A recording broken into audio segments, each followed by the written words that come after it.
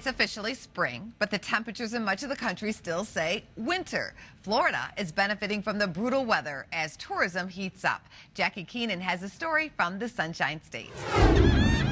It's spring break in Clearwater, Florida, where a sunburned tourist from a northern state is just a seashell's throw away. They've said so long to the terrible winter and have traded snow shovels for sand pails and big jackets for tiny bikinis. It has been very long. Tired of snow blowing snow. This has been 1 year we had to be here.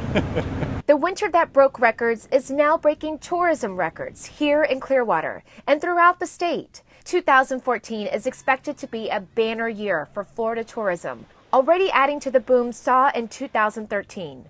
Last year, nearly 95 million sun-starved tourists escaped to Florida, an increase of 3.5%. Polar vortex has been a good friend of ours this year.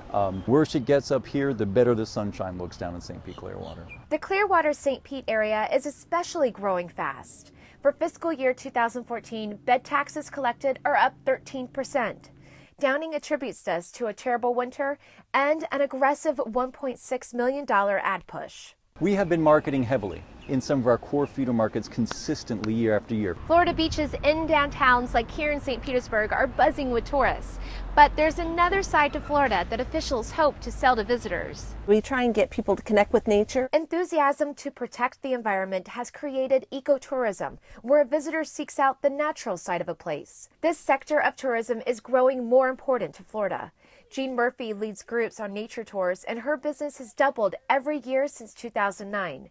And it's really a growing industry, not only here in Florida, but nationally. We're not disturbing wildlife, we're going out and we're enjoying it. Downing says it's important to attract the green tourist just as much as a spring breaker, and it's a challenge to expand the image of Florida. For many years, there's two things people knew about Florida. They knew Mickey and they knew Miami, M&M.